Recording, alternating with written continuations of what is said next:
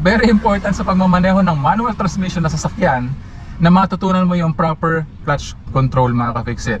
Dahil yan pa talaga yung pinaka-foundation ng iyong pagmamaneho ng manual transmission na sasakyan. Okay, mga ka-fixit?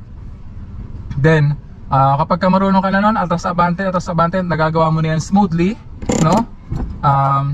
Pwede mo nang gawin yung mga pagmamaneuver, yung aatras ka na ng mayroon ng angle, aabante ka na ng mayroong angle, kumbaga yung mga ginagawa natin na U-turn, 2-point turn, 3-point turn, 5-point turn. Ayan, important din na malaman mo na kapag ka ini-engage mo yung iyong transmission sa first gear and neutral, most probably at times dahil nakahinto or stationary yung iyong sasakyan, may mga pagkakataon na mahihirapan kang ipasok yan, lalong lalo na sa mga sasakyan na medyo lower model o yung medyo mura-murang sasakyan, no?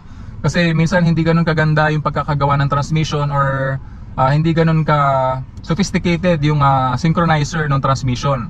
Kagaya nitong Mitsubishi Mirage GLX model 2014, may pagkakataon na hindi ko maipasok agad sa reverse gear yung transmission na to, no? And ang ginagawa ko lang kapag nangyayari yung clutch all the way lang din ulit, then siya ako ipapasok na reverse gear or paandarin ko siya ng konti para lang maipasok ko siya ng reverse gear.